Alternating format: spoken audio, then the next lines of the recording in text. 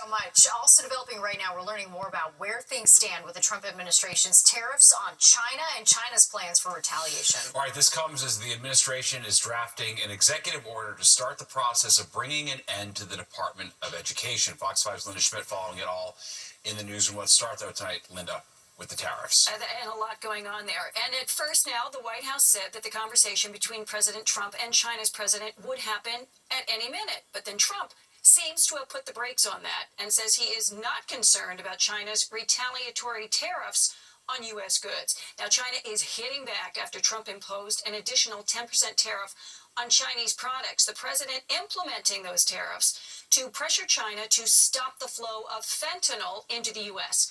Well, now China has slapped the U.S. with a 15% tariff on coal and liquefied natural gas, which can be used to heat homes, in addition to a 10% tariff on crude oil, farm equipment like tractors, and large engine cars like Cadillacs. China's tariffs on the U.S. are scheduled to take effect on Monday. That's fine. It's fine. We're going to do very well against China and against everybody else. We'll speak to them at the appropriate time. I'm in no rush. Another round of executive orders today. Trump announced the U.S. will not resume relations with the United Nations Human Rights Council or resume funding for the UN agency that helps Palestinian refugees. It was last year that the Biden administration pulled out of both after Israel and others accused the agency of employing Hamas terrorists who participated in the October 7th attack in Israel. And the Trump administration has also started the process of drafting an executive order to eliminate the Department of Education. During his first term, Trump proposed merging education with the Labor Department. Congress did not go for that, and the president needs Congress in order to make changes to the Education Department. Trump did have some success today with his cabinet picks. Senate committees advancing the nominations of both Tulsi Gabbard as Director of National Intelligence and Robert Kennedy Jr. as Secretary of Health. The full Senate will now vote on both of their nominations. And another win for Trump earlier tonight. The Senate confirmed Pam Bondi as U.S. Attorney General. She is a longtime Trump ally. Steve and Natasha, back upstairs to you. All right, thanks, Linda. New tonight, the Department of Homeland Security releasing the first images of migrants being flown to Guantanamo Bay. A U.S. official speaking on condition of anonymity to the Associated Press says a flight landed in Cuba earlier today. DHS says all on board are part of the Venezuelan gang Tren de Aragua. President Trump says he wants the worst criminals held at the military facility. And of course, for the latest updates on the Trump administration, you can scan the QR code on your screen to download the free Fox Local app, where you can get updates and stream our newscasts anytime. Well, now to the raid of a business in the Diamond District and arrests. Yeah, it could be linked to a rash of high-profile thefts across the country, including a burglary at a pro athlete's home. Fox 5's Arthur Chien is live in Midtown with the very latest. Arthur? See, Natasha, as NFL players were on the field playing, their homes were getting broken into. Many were wondering what that investigation or where that might lead. And apparently it's led to Midtown Manhattan here, to a street in the heart of the Diamond District. This is where federal agents converged this morning upstairs here at 75 West 47th Street at a pawn shop upstairs. Now, federal officials identified two men who have been arrested as Dmitry Nijinsky and Juan Villar. They have been charged with conspiracy to receive stolen property and accused of purchasing stolen goods that traveled across state lines. Now, where there are stolen goods, they have to be sold, or otherwise it's called being fenced. And these two men are accused in the federal indictment of working with South American gangs that have been burglarizing high-end homes and businesses across the U.S. This is a federal case out of Eastern District in Brooklyn. We spoke with a former prosecutor from that office who says this fencing case looks to be more solid than the usual. This case normally would be defended on the grounds, look, I bought all this stuff and I resold it, but I didn't know it was stolen. But here, the bad news for the defense is that you had an undercover detective who did 7 transactions, specifically telling him that the items he was selling them was stolen. So that's going to make it very, very hard to defend. Now, this investigation ties into what has been in the news about NFL stars having their homes burglarized when they have been playing. Body camera video from police in Ohio captured the arrest of one of those alleged rings. 4 men of Chilean descent were taken into custody on January 10th. They are accused of the December burglary of NFL quarterback Joe Burrow of the Cincinnati Bengals. Now, according to court documents, video and phone evidence connects Dmitry Nijinsky with 2 members of that alleged burglary crew. Now, in October, the homes of Kansas City Chiefs superstars Patrick Mahomes and Travis Kelce were also broken into just days apart.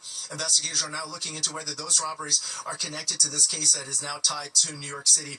We also spoke with one man who came today to complete a business transaction with a pawn shop, and he told us the last time he was here, he sensed that something was off. Man, this is crazy. And because the last time I came here to get like a loan on my jewelry, it was like some people dropping off some big fat jewelry. The 2 suspects arrested in this case will be arraigned in federal court in Brooklyn tomorrow. If convicted, they could face up to 10 years in prison. We're live in Midtown tonight. Arthur Gian, Fox 5 News. Natasha, back to you. All right, Arthur, thank you. Well, a man is recovering tonight after getting stabbed on an M subway train near Rockefeller Center this afternoon. Police say a person of interest is in custody. The attack happening just after 2 p.m. Investigators say the stabbing stemmed from a verbal dispute. The two did not know each other. The victim was taken to the hospital in stable condition. A deadly crash shut down the FDR Drive early this morning. Police say it happened just before 3 a.m. when a white Tesla hit a guardrail on the northbound side, then burst into flames near the 71st Street exit. The female driver was pronounced dead at the scene. The male passenger was hospitalized in stable condition. The cause of that crash still under investigation. In a scary situation in Flushing, Queens, the NYPD says a 15-year-old ended up impaled by a fence. Firefighters say one iron post went through the teen's leg. They used a saw to cut the fence, allowing the teen to be transported to the hospital with the post still in their leg. So we don't want to cause any more harm to the victim, so we leave him as stable as he can, and then we cut around him, and if we have to cut a bigger piece to fit inside the ambulance, we do that. Keep it as big as we can, get him in the ambulance, and then let the OR, let him get to a hospital and a surgeon and let them decide on how much they need to cut. Yeah, wow, quite the situation. The teen is being treated at Bellevue Hospital. Well, a new partnership between a local police department and ICE is making headlines. All right, the new plan to have detectives work alongside ICE agents on Long Island, and this.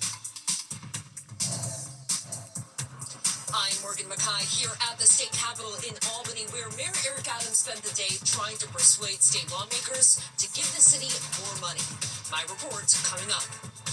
We started the day in the 40s. We're now falling through the 30s. We're headed for the 20s with that cold air coming in from the north or west. And we're going to talk a little about some snow and ice in the forecast. I'll tell you about it when the 10 o'clock news returns. Adams making his annual trip to Albany, asking state lawmakers for more money for the Big Apple. Lots of it. Yeah, the mayor says the funding is needed to cover costs associated with the migrant crisis. Fox 5's Morgan Mackay has the latest from the New York State Capitol. Do you have any plans of reversing your sanctuary status? I don't control that law. It's a city council law. Mayor Eric Adams doubling down that he does not have control over New York's sanctuary city status, but says he wants the city council to make changes so that migrants who commit crimes can be deported easier. Adams testifying in front of state lawmakers in Albany, facing some budget-related questions, but the main focus was where the mayor stood on a number of President Donald Trump's priorities, particularly with migrants. I have reports that there are members of the NYPD asking parents and teachers for identification in front of public schools. Adams is asking for $1 billion in additional funding from the state this year to aid the city with the migrant crisis. Some Democratic lawmakers, though, tying a small drop in school attendance in January to concerns over ICE raids. Senator Liz Krueger also bringing up concerns about ICE being allowed in hospitals after reports that NYU Langone Health System is warning staff to not shield patients from immigration raids. If people don't think they can go to hospitals for health care, you have a new public health crisis on our hands here in New York City. We agree 100%. Adams wouldn't fully commit, though, to banning ICE in hospitals and schools and other places owned by the city. We are examining all the EOs. Adams was under a time limit for each question and couldn't help use it to needle at least two of his primary opponents, State Senator Jessica Ramos and State Assemblyman Zoran Mamdani. A.J. James. Thank you. I would, but I don't have time. Adams is no stranger to the Capitol, being a former senator, but this time his 5-count criminal indictment cast a shadow over his trip. But Adams brushed off concerns this had any impact. Speak with Alex, and I'm not distracted. I'm focused. Now, Adams was out of the public eye for about a week as he underwent medical tests. He says today, though, that he feels better and he was given a clean bill of health. Reporting from Albany, I'm Morgan Mackay, Fox 5 News. In New Jersey, 4 Republican candidates for governor facing off in a lively debate tonight. Taking the stage are Jack Chiarelli, Bill Spadilla, State Senator John Bramnick, and Ed Dern, each hoping to be on the ballot to replace term-limited Governor Murphy in November. Some of the topics discussed tonight include congestion pricing and growing concerns of ICE raids. The 6 Democratic challengers held their first debate on Sunday. The MTA held a public hearing tonight that allowed the public to weigh in on the agency's plans for 2025. The comments focused on the MTA's federal funding for 2025 capital projects, including signal systems, upgrades, water drainage improvements, and making stations accessible. Speakers emphasize the need for working elevators, addressing crime, and finding a more reliable source of funding to keep the transit system updated. A mass shooting at a school in Sweden has left at least 10 people dead. A gunman opened fire inside an adult education center about 125 miles west of Stockholm. Officials say the death toll could rise because the damage at the crime scene is just so extensive. The shooter is among the dead. Police believe he acted alone, and there's no connection to terrorism. It's being called Sweden's worst mass shooting ever. Police in Queens are trying to figure out how a body ended up on Clearview Expressway. The NYPD says they received a 911 call about an unconscious person around 9 a.m.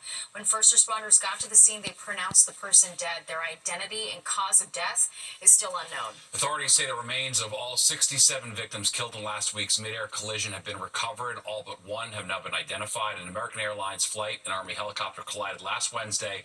As the plane was about to land at Reagan National Airport, the NTSB says it's examining new data that suggests the helicopter was flying above its 200-foot ceiling, but still needs to verify that information. Crews pulled several large pieces of the plane out of the Potomac River today. They're going to focus on the helicopter later this week. All right, turning to the weather now. Temperatures are tumbling as we take a live look outside. All right, but the real weather headline is the wintry mix that is coming for Thursday. Chief Meteorologist Nick Gregory here to track it in a busy 7-day, Nick. Yeah, we got some active weather patterns setting up here with some multiple opportunities to pick up some snow, ice, and rain. And yeah, the temperatures are definitely tumbling tonight. We started in the upper 40s early this morning. We're now in the upper 20s to low 30s. In most areas, even 30 out East Hampton, 27 in Scranton, 33 at Belmar. Same for Midtown with the northwest wind. Not as gusty as earlier, but it's still averaging 10 to 20 miles an hour, and the gusts are still getting between about 25 and 30 miles per hour. It'll still be a bit breezy the rest of the night and for a portion of tomorrow, but dry. You see snow showers off to the north and west, but again, that's just sort of an indication that we're getting that northwesterly airflow. And again, you're going to be seeing a storm that'll be developing out of the middle part of the country, and the result, here's our future cast, will be eventually snow arriving later tomorrow night, really early Thursday morning. Clouds, some sun tomorrow. We go through the day, and the clouds thicken up later on, and then here's about 2, 3 o'clock in the morning.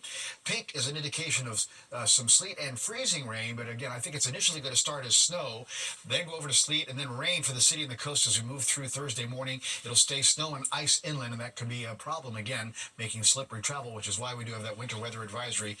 To the north and west of the city. It does not include the Jersey Shore, Long Island, or southern Connecticut. Again, snowfall potential could be in an inch or so around the city. This model's a little more aggressive, but I do think 1 to 2 inches is possible as you get to the north. Maybe even isolated chance for some 3-inch amounts moving into northwest Connecticut. Again, about an inch near town and some of the nearby suburbs. But there'll also be accumulation of some sleet and freezing rain, so careful with that Thursday morning. Stephen? Well, all right, thanks, Nick. Well, the countdown is on to Super Bowl 59 this Sunday on Fox 5. And so is the countdown to sick calls on Monday after the big game. So should Super Sick Monday become a national holiday? And it is definitely a sign of the times. The surge in egg prices finally hitting your go-to breakfast sandwich.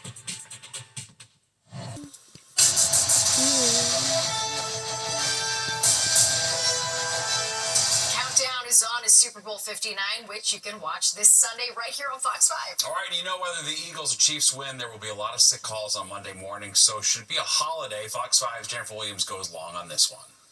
There's a lot on the line for Super Bowl 59. People are so invested in this particular Super Bowl because it is about possibly a dynasty or the beginnings of a very new dynasty. So all of their emotions, all of their feelings are in this one. This is one of the more exciting ones, I believe. The reigning champs, the Kansas City Chiefs, are trying to do what's never been done before.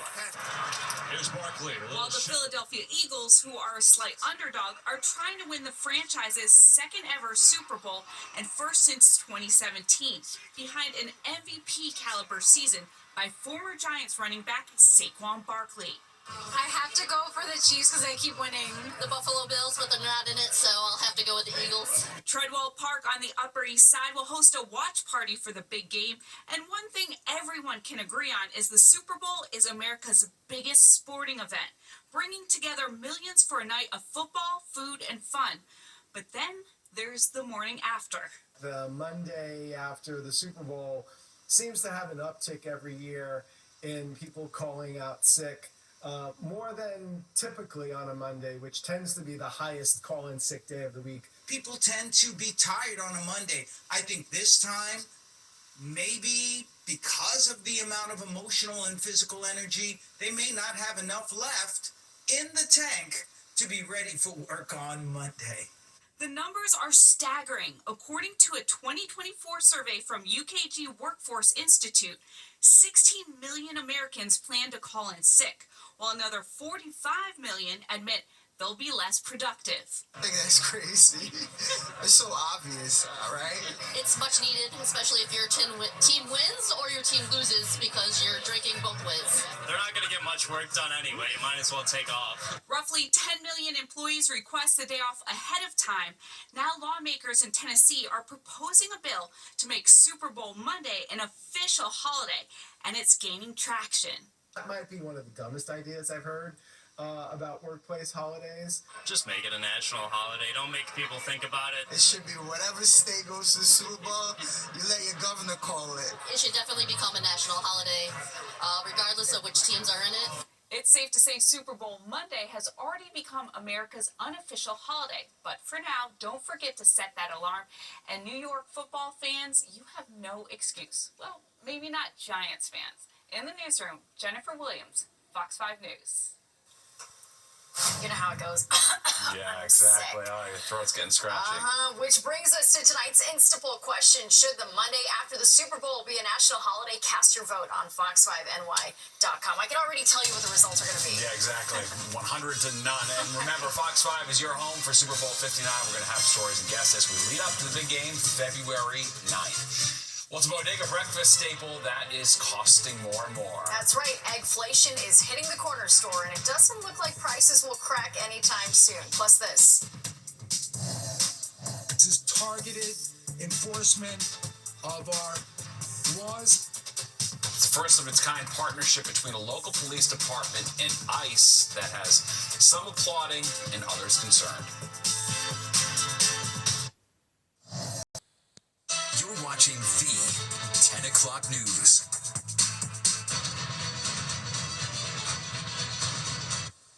Nassau County Executive Bruce Blakeman announcing a new partnership between the county's police department and ICE, and it's drawing both support and backlash. Fox 5's Jenna Goldberg on Long Island with more on how the partnership will work and local reaction to it.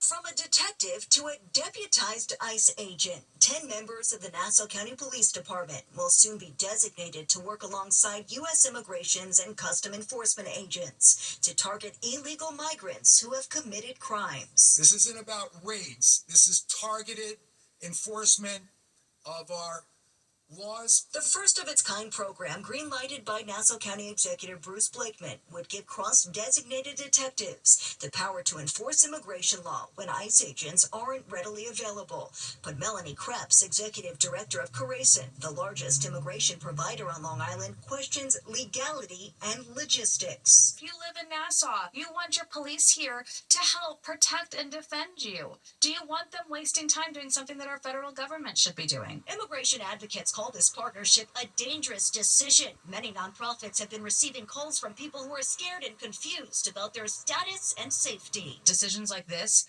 literally will make the community hide. 50 cells in the Nassau County Jail will be designated to hold those arrested for up to 72 hours. ICE will make a determination whether they are going to permanently detain or whether they're going to deport. The county, for its part, would be reimbursed by the federal government for any expenses. Blakeman has not proven a friend of immigrants in general, so I would still have concerns what he actually means. Our detectives are not out looking for illegal migrants. If we make an arrest and I'm going to let somebody out on an appearance ticket because of no bail at my station house, I will be notifying ICE that this person is here undocumented and that they will be able to come and pick that individual up. Nassau County hasn't commented on whether any arrests have been made so far. Jody Goldberg, Fox 5 News. More than 100 Mexican soldiers deployed to the border today as part of a deal reached between President Trump and Mexican President Claudia Sheinbaum. Mexico sending an additional 10,000 troops to prevent drug trafficking along its border with the U.S. The agreement postpones what would have been the start of 25% tariffs on Mexican imports. A number of FBI agents fearful of retribution by President Trump are suing the Justice Department. They're trying to stop the DOJ from compiling a list of officials who worked on January 6th investigations, as well as President Trump's classified documents case. They claim the act of making the list is retaliatory and intended to intimidate FBI agents. They're also concerned it could lead to mass firings. No immediate response from the Justice Department. Well, the high cost of eggs at Waffle House is adding a surcharge. The restaurant chain will add an additional charge of 50 cents per egg. A 2-egg breakfast will now cost you $7.75. The bird flu is killing millions of chickens a month, pushing U.S. egg prices higher. The average price per dozen nationwide hit $4.15 in December. Waffle House says they will adjust or remove the surcharge as market conditions allow. And the yoke of eggflation is running down to your corner bodega. All right, the satisfying sizzle of the bacon, egg, and cheese sandwich costing more and more. Fox 5's Jessica Formoso shows us how store owners are scrambling to keep their customers. Some are calling it eggflation, and how can you not when you see these prices? $11.99 for a carton of eggs. So the prices have probably gone up about 250% just in the last couple of months. The prices keep going up, and the shortage of eggs due to the bird flu isn't helping. The prices have gotten out of control. The classic bacon, egg, and cheese, a staple in many New Yorkers' diet, being affected. Some folks paying over $9 for their egg sandwich. How much do you pay for your bacon, egg, and cheese? Like $7. Would you pay $9 or $10 for it? No. No. Would you buy a bacon, egg, and cheese if it was $7, $8, $9, $10? Never. At John and Son's Deli in Brooklyn, a bacon, egg, and cheese is still $7. But co-owner Nicholas Laparno says he doesn't know for how much longer. In October, he ordered 60 dozen eggs and paid $125 at the time. Now they're up to $385 on the previous order and now $425 on the last order. And we'll see what happens when I get another order on Thursday. So, sure, increasing as well. And here in the Bronx at Yankee One Deli, the owner Jose says that he placed an order on Monday for 60 dozen eggs. He paid $460. I had 30 years in business. Never I see the price in eggs like that. It's crazy. Jose hasn't raised his prices on his bacon, egg, and cheese on a roll. You're still paying $6 here. However, you're only getting 1 egg instead of 2. Right now, I keep it the same price because people know how I need to keep a price for my neighbor because the people don't have no money right now. You know, it's crazy to raise the price. But he says he may not have a choice but to charge more. Back to Brooklyn, Nicholas says he too may have to charge an extra 50 cents to $1. We always try our best to keep our prices in line with everybody. But right now they've been skyrocketing, and it's something that I've discussed with the family about having to increase prices because food costs are just crazy at the moment. All we can say, we hope New Yorkers don't find themselves scrambling to find a deal. In the Bronx, I'm Jessica Formoso, Fox 5 News. Yeah, it's when you start to mess with the bacon, egg, and cheese, that's not right. How am I going to meet my daily protein goals? I know. Gotta make breakfast interesting these days. Well, turning back to tariffs now. All right, we're taking a closer look at what the new tariffs on China could mean for the price of electronics. Plus, It was just time to go, and I didn't think it was worth moving. It's the end of an era as the last record shop in a local town gets ready to ring up its final sale after more than 70 years. The news on Chinese-made products coming to the U.S., such as cell phones, TVs, and computers, now face a 10% tariff. But if you're looking to buy any of these items, you still have some time before the price goes up. Fox 5's Richard G. Kovis breaks down what you should know. With Super Bowl weekend fast approaching, you may be trying to find the place with the biggest TV screen. Well, some are on sale here at PC Richards on the Upper West Side, but these sales could slow come spring if that tax on China stays in effect. China doesn't want me to say, well, now you added 10% to the TV, I'm not going to buy a TV anymore. That hurts their economy. So I think sometimes we see them lower the price so that I still buy that product. Some of these TV brands like LG and Samsung are partially made in China or housed in the country before being shipped to the United States. Experts say although there's no reason to panic yet, the price of your next TV could become more expensive. All the more reason why a strong economy is imperative to keeping costs down. The dollar is strengthening on this. So my dollar goes a lot further today than it did yesterday. I can buy more with the cost of $1 than I could yesterday. That's good. That offsets the inflationary impact. Taylor Riggs, who co-hosts The Big Money Show on the Fox Business Network, says companies will do their best to adjust before passing the buck to consumers, either shifting manufacturing or absorbing some of the cost. We're going to have to see again which manufacturers have the most exposure. Are they 100% made in China? Are there portions that are gathered? Remember, after COVID, supply chains are diversified. We now no longer only make things in China. Did you ever hear that old adage, never buy a TV right before the Super Bowl, always wait until after when the big deals happen this year? You may want to change those habits. Buy a TV if you're in the market for it now before the prices hike in the spring. If these tariffs stick, experts say you could save yourself a couple of $100. On the Upper West Side, Richard Giacovas, Fox 5 News. All right, let's talk some college hoops now on a big night at the Garden.